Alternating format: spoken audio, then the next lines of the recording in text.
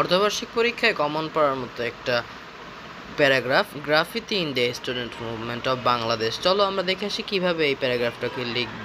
আমরা একটা demo paragraph প্রস্তুত করেছি, যেখানে আমরা এখানের অর্থসহ ব্যাখ্যা করব।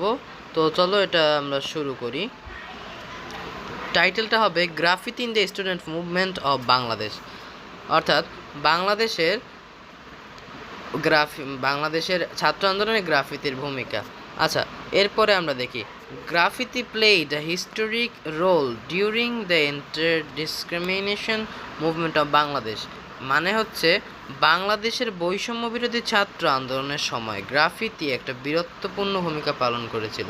আমরা সেটা সবাই দেখেছি, আমাদের শহরের আশেপাশের দেয়ালগুলোতে যেসব গ্রাফিতি ছিল সেগুলো ছাত্র আন্দোলনের শক্তির প্রতীক ছিল। এরপরে when the students came out on the streets to protest against injustice, to protect against injustice মানে হচ্ছে অন্যায়ের বিরুদ্ধে আন্দোলন করতে নেমেছিল। The walls of the city, শহরের দেয়ালগুলো বিকেম দেয়ার ক্যানভাস, তাদের ক্যানভাসে পরিণত হয়ে গিয়েছিল।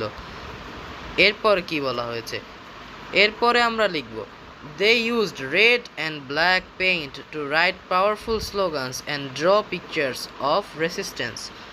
মানে হচ্ছে তারা প্রতিরোধের শক্তিশালী স্লোগান লিখতে সবাই লাল আর কালো রং ব্যবহার করেছিল। আমরা সবাই দেখতে পেয়েছি শহরের বেশিরভাগ যে স্লোগানগুলো লাল কালিতে কালো ব্যাকগ্রাউন্ডের উপর লেখা হয়েছিল। অতঃপর এর পরের অংশে আমরা দেখতে পাচ্ছি the art was not just for decoration. আসলে এগুলো শুধু সাজগোজের জন্য ছিল না, এগুলো ছিল প্রতিবাদের ভাষা। এগুলো তাদের প্রতি একটা স্মরণীয় বিষয় যারা শহীদ হয়েছিলেন। ঢাকা শহরেই আমরা এই গ্রাফিতি বেশি দেখেছি। এরপরে the painting turn the streets of Dhaka to their and other districts into a open gallery of revolution। মানে হচ্ছে এই যে গ্রাফিতিগুলো এগুলো ঢাকা সহ অন্যান্য শহরকে শহীদদের গ্যালারিতে পরিণত করেছিল। এবং সবশেষে আমরা কনক্লুশনে এই লাইনটি